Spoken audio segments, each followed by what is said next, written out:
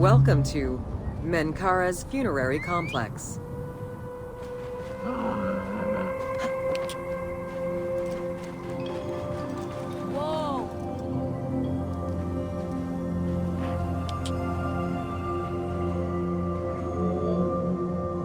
The dimensions of Menkaure's pyramid are much less grandiose. However, unlike its predecessors, Menkaure's pyramid shows a great deal of complexity in its internal and external finish. The outside was partially covered in red granite, while the internal walls were richly decorated. This latter innovation would not catch on until the end of the 5th dynasty, when pyramid texts began to adorn the walls. Whoa.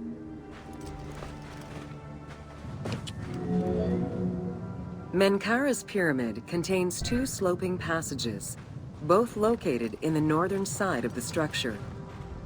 The upper one was abandoned during the construction phase, whereas the lower one, slightly above the base of the monument, constitutes the real entrance. The lower passage leads to a first room, which, for the first time since the reign of Djoser, is decorated with engraved false doors. Whoa! While Menkaure's pyramid complex was unfinished at the time of his death, it was hastily and somewhat shabbily completed by his successor, Shepseskaf. Even so, this funerary structure marks a watershed in the history of this kind of monument.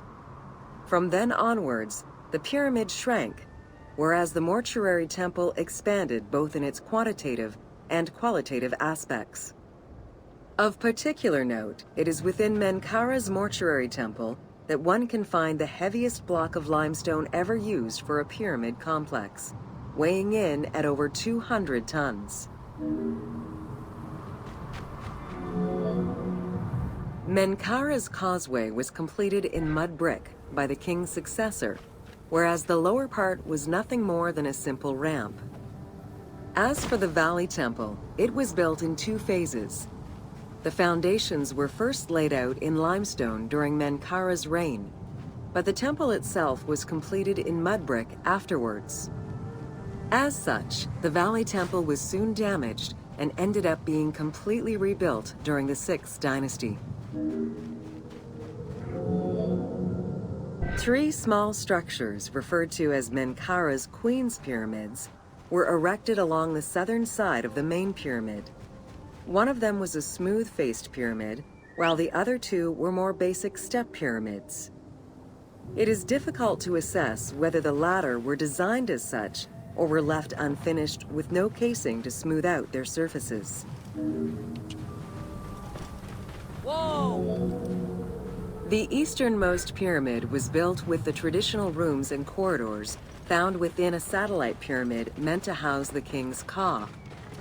However, a granite sarcophagus was found within, leading to the conclusion that it was used as an actual tomb rather than as a symbolic cenotaph.